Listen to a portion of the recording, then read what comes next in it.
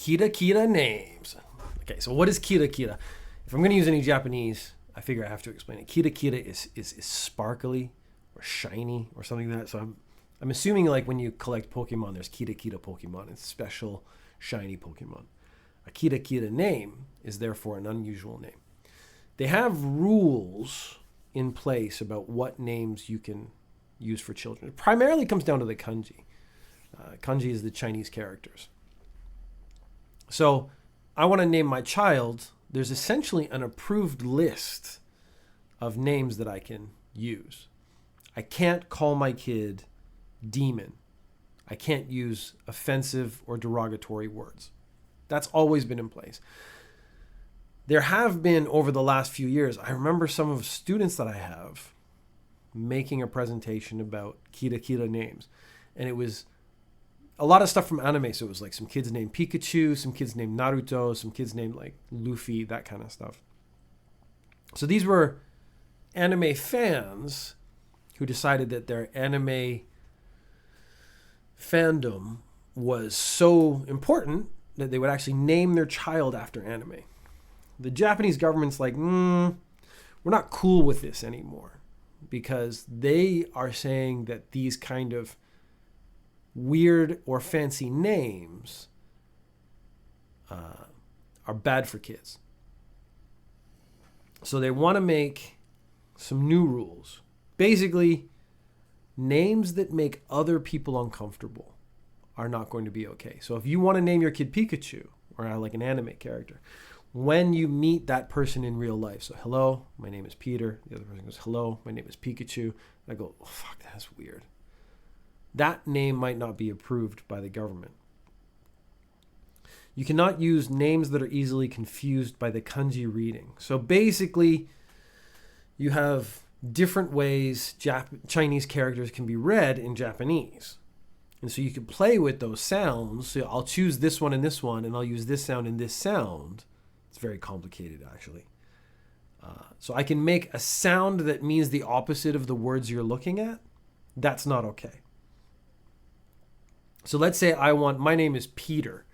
When I came to Japan, of course, one of the first things I want to know is how do you write Peter in Japanese? So they used katakana, which is a phonetic sound in Japanese. So my name is Pita, which is fine. It's pretty close. But then not really understanding the system, I'm like, well, what kanji would be used for Peter? But Peter doesn't mean anything in Japanese. So there is no kanji. There is no Chinese character that would relate to it. So my students, they were just having fun.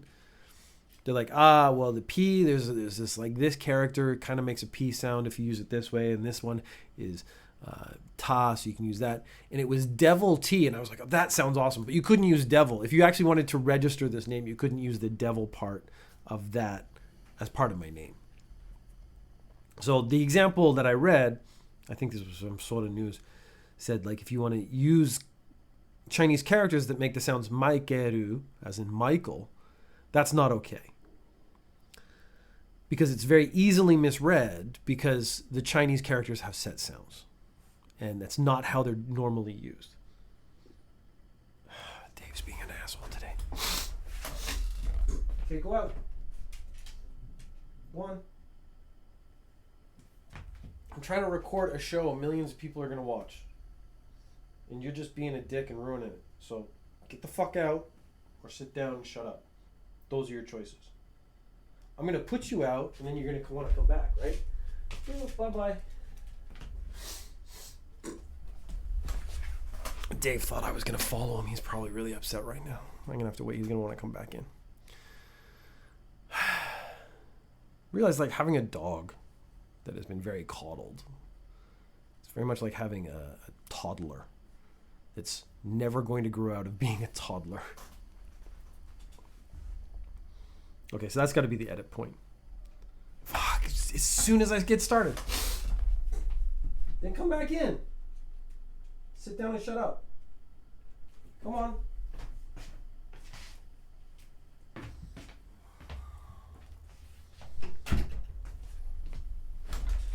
It's a lot easier for me to do C. McBee with Dave on my lap because most of that just comes out of my head. Ninja News Japan, I actually want to like get quotes right and stuff, so I need my notes. whatever. Okay, another edit point, but that's just one bigger edit point.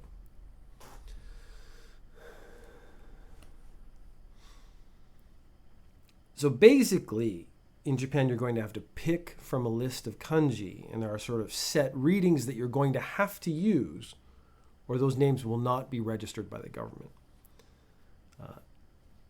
It still means there's thousands and thousands of names to choose from. So over the next year, if this rule goes into place, the heads of family, so when you have a house or a family and stuff, you have to register the head of the household. The head of the family is going to have to report the family name, so I'd have to write down all the kanji, all the Chinese characters that are used, and how they are read. And if I've messed around too much, those will not be registered. So basically what they're saying is, if I don't report my family's names accurately over the next year, the government's going to assign. So so I've already had kids. I've already chosen the Chinese characters for my kids. Those have been registered. What they actually want you to do is send in how those are read to the government. If you don't do it within the next year, the government will assign the reading to the name. So you could actually have the government naming your children if you don't take sort of the initiative and actually report it yourself. That's an interesting problem. So maybe my kid's 3 years old, 4 years old. He's learned his name. And then the government's like, that's not how you read those kanji. That's not how you read those Chinese characters. You are going to have to call your child this other name from now on because that's how it's properly read, because you didn't register it properly. Or you tried to play with the system. There is no system that humanity is involved in where they don't try to like push the boundaries or bend the rules to see if they can get away with it. That's just sort of human nature.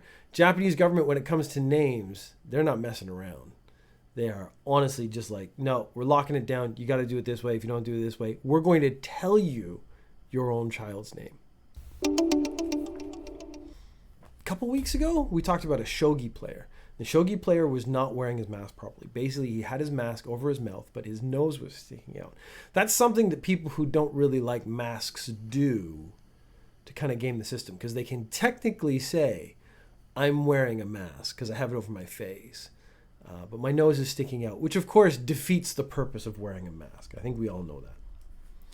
Who knew that shogi players would be pedantic? Was kind of the phrase that runs through my head every time I hit this kind of story. He left the tournament. He was actually booted out of the tournament for not wearing his mask properly. He said he would file a legal complaint. He had 3 consecutive disqualifications for not wearing a mask properly while playing shogi. And now he's received a 3-month suspension. So this professional shogi player, I mean, once you get disqualified twice, you should realize they're not messing around. You're going to get disqualified again if you do it again. He did it again. He, again, sort of like the previous story, what are the rules? Let's push the boundaries. Let's see how much trouble I can get into before I actually get into too much trouble. He claims that the temporary coronavirus rules do not say you must not expose your nose. And even if you expose your nose, this is his quote. So I'm kind of messed that up. His quote is that the rules do not say you must not expose your nose. And even if you expose your nose, there will not be any droplets as you are not talking during the match. The ruling is absurd. So he's saying that the rules don't specifically say that the mask must cover your nose. Therefore, he can wear a mask that does not cover his nose. This is, again, spirit of the law versus letter of the law. The letter of the law says you must wear a mask. It does not say how you have to wear a mask, so I could put it on the top of my head. Oh, I'm wearing a mask. We saw a lot of this in America when the anti-maskers were going around trying to like make fun of people wearing masks. There were people wearing like lace masks that had gigantic holes in them, obviously doing nothing. They called them face diapers. I remember all that. This guy's obviously in the same genre of person, I guess. But he is, again, talking about suing them. But I think that's not going to... I don't think he realizes, like, this is not an argument he can win. The rule said wear a mask. The governing body of shogi is going to decide what is appropriate when it comes to wearing a mask. You got to wear a mask. Weirdly, I am not surprised that shogi players are kind of dicks. I don't know what that says about me or about shogi players, but again, to me, chess players being pedantic and annoying seems on brand. Does that make me a bad person? I wonder if what I've done is stereotyped chess players. Jade is putting the bit, nah, they're dicks. Which, okay, at least I am not alone in my feeling about essentially pedantic people. Okay, so we've also, in every country now, had a balloon story, so spy balloon. So America had found a spy balloon. It was floating around. They shot it down. Now it's come out that there's a whole bunch that have floated around America in the past. The same things happen in Japan. We've seen spy balloons. This has led to a couple of interesting statements by China. China denies that the balloons in Japanese airspace were Chinese. So they're saying, yes, maybe you saw some balloons, but they were not Chinese balloons. Therefore, you should not be angry. Japan said, like, look, we find stuff in our airspace. We should be able to shoot it down. So they're actually now talking about what should they do. We find a balloon in our airspace. Are we going to shoot it down? How do we shoot it down? What's the best way to shoot it down? They have to get permission from the government, and that permission then has to get also relate to the Japanese Self-Defense Force. But they're saying basically, if there is an object in our airspace and we can shoot it down safely, we think we're going to start shooting it down pretty safely. Like, they don't want it to crash into like a town or something and actually hurt somebody. China then says, we are opposed to attacks against China without proof. Now, they just previously said it's not a Chinese balloon. Maybe it's a North Korean balloon. Maybe it's a balloon from another country. And Japan's like, we're going to shoot it down. They're like, well, stop attacking China. And they're like, well, wait a minute. If it's not a Chinese balloon and we shoot it down, we're not really attacking China, are we? So there's a little dichotomy. I don't know if that's really the right word. There's a logical fallacy happening in the Chinese side of the arguments of this, as in, it's not a Chinese balloon, but we really don't think you should be attacking China by shooting it down. So how is shooting down, let's say, a North Korean spy balloon down an attack on China? So it's interesting that, again, they don't see any problem with saying sort of contradictory statements. Then they demanded that Japan stop following U.S. propaganda.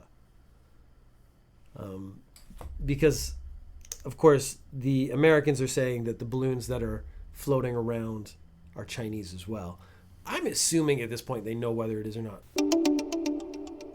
From this point forward, we've done all the actual good news. Almost everything else is either violent or gross. So this is your warning going forward, maybe a trigger warning. It's people beating each other up and gross men. It's all men. Okay, you want to talk about sexism? What I try to do with my notes is go from least amount of poop and sexual assault to most amount of poop and sexual assault. That's kind of the logic I use. So I use all the stories we've just done are relatively clean, international politics, and now it gets violent and dirty. It's either what people come here for or where they should stop the podcast. But let's go.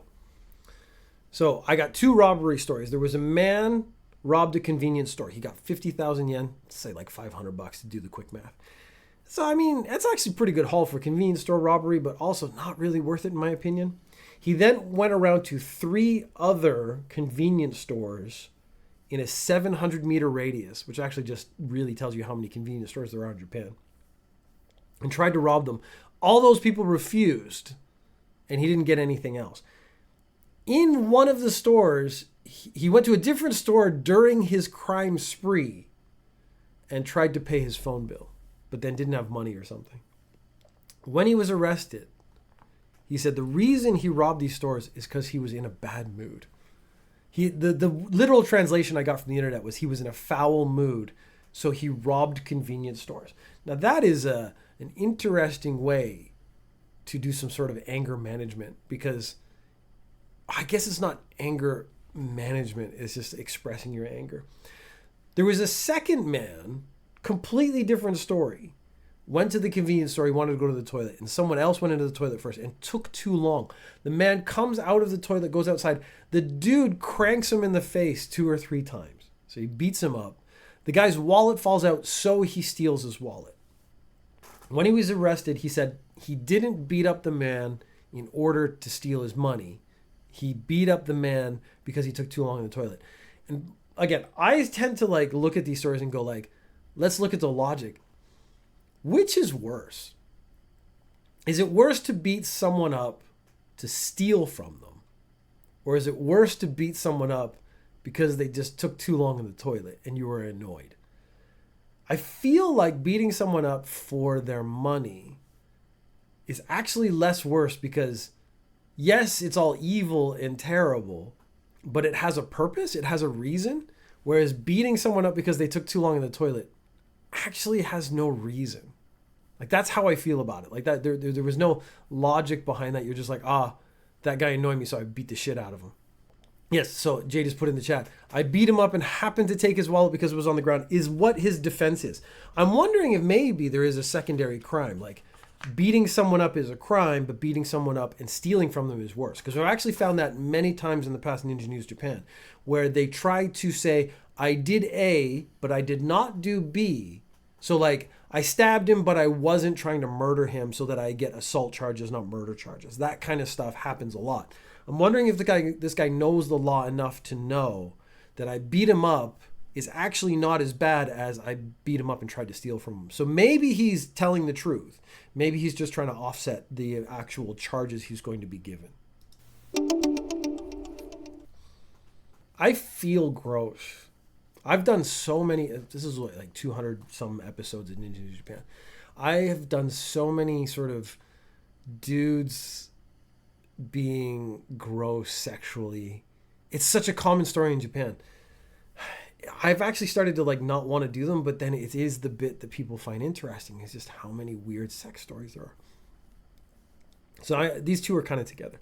There was a Kyoto man who was arrested recently, and over 12 years, he made 150 million yen. That's $1.1 million. And he claims this is how he made his living. And the way he made his living was for the last 12 years, he was taking upskirt videos and uploading them online. So he was going up escalators. He basically put a smartphone in the front of his bag, so probably on the inside, and cut a little hole where the camera is. And then he would hold it so that he could take videos of the woman standing in front of him on the escalator, and take those videos and then post them online for money.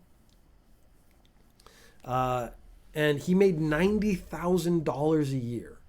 Between 2021 and 2022, they now have him filming 112 different women. So he's been arrested because of the anti-nuisance ordinance, because filming up people's skirts is a nuisance.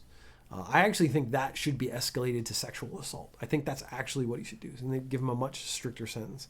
The sheer volume of it is what is disgusting. Like, I guess once is not any worse than 300, 400, 500 times. But yeah, no, now I'm stuck in a loop. Is like, is there one worse? No, they're both bad. You shouldn't do it at all. Anyways, we all kind of agree you should not do it at all. It's the thing that he made that much money off it. He made $1 million. Now, it was over 12 years, but his salary annually is bigger than my salary doing honest work, which kind of bothers me. But I think the bit I'm confused by is, like, porn is free on the internet, and upskirt videos, as good as they may be, are not good.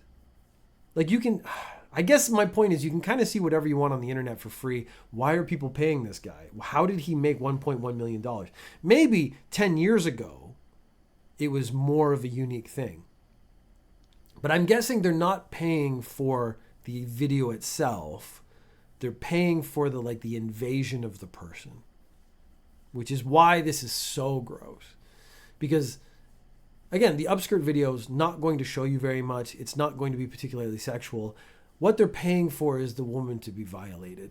which is how gross men are. So Jay just put in the exclusivity and the fact that they don't know, didn't want it done exactly. So that's kind of exactly what I'm saying. It's the violation of the person is the thrill, is what they're paying for. And I guess maybe, again, it's so confusing to me because I'm like, it's not a very good video, but I am not into the concept or the idea of violating another person for sexual pleasure. But of course, in Japan, that's kind of a thing. Voyeurism is a thing. And that takes us into our next story. I'll do the sound, because it is a news story. 16 men were arrested for filming over 10,000 women in hot springs across Japan over the last 30 years. So I don't know how this sting came about. They didn't give us the background.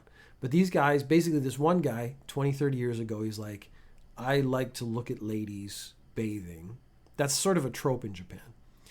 And it's actually very hard to do. So what they would do is they'd go up on mountains, because a lot of the hot springs are in mountains. They'd go up in the mountains and get telephoto lenses and video them from there. And then they'd have little weird parties where they would show each other the videos. And what they would do is cut them together. So this was almost like a video editing skills group. And they would put in like little dirty comments and stuff, which I assume get off the other guys who are watching the videos with you. The ringleader started about 20 years ago. He connected with 100 other voyeurs, and all 16 men have been arrested. And these 16 men include doctors, there's a doctor from Tokyo, company executives, local government officials. So yeah, they would get expensive telephoto lens, have little porn parties, and watch them together. I assume and jerk each other off. I'm not sure. The resorts are very concerned about this because this story gets out.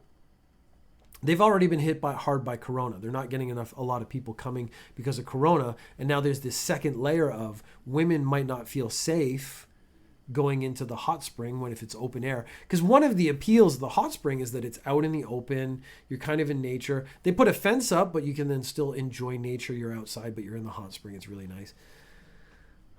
They're going to have to put like essentially a dome over it or something, which is really sad because I love going to the hot spring. And I've never tried to look over the fence into the women's side, which again is sort of a Japanese trope. And like kids do it. But these guys have just ruined that for everyone. And the sad thing is they've kind of ruined... Bathing culture is a big deal in Japan, and I really enjoyed it. I have tattoos, so I can't go to a hot spring. So I always went to private hot springs. And the ones I really, really like is you go to a hotel. It has a bath on the balcony. So in the middle of winter, you get on the balcony, you get in the bath, and you're sitting in the super cold, looking out over like the seascape or mountains or something like that. It's really, really nice. But knowing someone was maybe videoing me would ruin that experience. And I wouldn't do it again. These women have a right to not feel safe. It sucks. It sucks to take that away from other people. And again, okay, this actually just shows how my mind works pornographically. Because I'm like, and the quality of the video is not very good. I'm all about video quality, which is really gross on my part. But at least I'm like, everyone consenting, get some good lighting, some makeup in there, make sure everyone's, blemishes are taken care of, do some post-production. That's my version of a good video. I'm like, these janky like handheld videos just wouldn't do it for me. I want that. Jay just put in, you want that 8K. 8K might be too much. I don't want to zoom in on anything. I've never liked the get right in there view for pornography and see the pores. Yes, I would like to see. I like high definition. I want to be able to really fully understand what's going on. I feel gross now for me, even though I'm hopefully not saying anything that bad. I think consent is the actually thing that makes it good for me, is everyone's having a good time. Okay, our last story. And of course that means it's the grossest one. There was a teen girl comes back to her bicycle and finds that someone has pooped on her bicycle seat. And then weirdly, they found the guy really quickly. So I assume, again, there was video of the guy. He was still in the area. They found the guy. She's a teenager. He's 28 years old. And they arrest him for vandalism. I'm hoping that girl doesn't use her poop seat anymore. But they arrest him for vandalism. And they say, like, why did you poop on this girl's seat? And he said it was because he liked her. There is a very weird segment of society that does not know how wooing works. So the I liked her was a series of steps in his head to say, how do I show her I like her? Well, I will show her my most intimate moment and present her with my own fecal matter by pooping on the seat of her bicycle. Which is fucking horrendous, really. But it's such an alien way of thinking. And again, Japan's gotten to this place where there's so many people. One of the surveys we did a couple weeks ago was like people, young people aren't dating, they're not having relationships. And I'm thinking maybe this is part of it. Like people don't know how to approach other people anymore. They don't know how to have human relationships. So maybe they learn this weird stuff from the internet, or they like just got into this weird extreme in their head where like, I know what she'll like. She'll like my poop. Now that's the sort of mental issues going on with the character involved. There's a physical one as well, because the poop wasn't carried to the bicycle. It wasn't smeared on the bicycle. It was deposited on the bicycle seat. So if you think about a bicycle seat, even just an average one, it's going to be, let's say, like 3-4 feet high. He had to get up above that, pull down his pants. This all has to be balanced. Target the seat, and then freely poop onto the seat while balancing. This is like acrobatic stuff. If you said to me right now, Peter, there's a bicycle, I want you to poop on it, on the seat, and I want you to hit it, I don't think I could. So what happens now is terrifying. Jade has put in, I'm so quirky I pooped on her seat. That is accurate. And Botman says, looking good, Chunk. I think you're probably looking at Dave right now. My buddy. Yeah, the last part, we've done a couple poop stories. Ninja News Japan was actually conceived from a very complicated poop story. And this one is sort of follows the same thing, because the crime itself is terrible and awful and disgusting. I'm okay with that. The physics involved I find fascinating, but they don't tell you where the bicycle was. So was it next to a fence? Did he balance on the fence and then poop on the bicycle? Did he balance on the bicycle and then poop on the bicycle seat?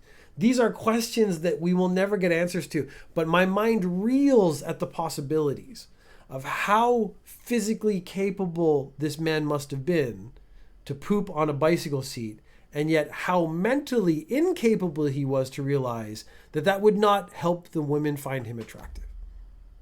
So you have maybe a balance of powers. He is physically weirdly capable, but mentally incredibly deficient. And that maybe is the problem with just modern society, is the people who have one ability, they seem to be completely lacking in others. I don't know how to fix it, if I'm being really honest. Weirdly, my first thought was everyone should do judo.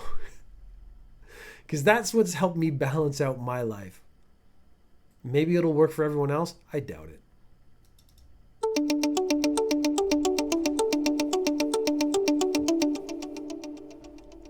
This is...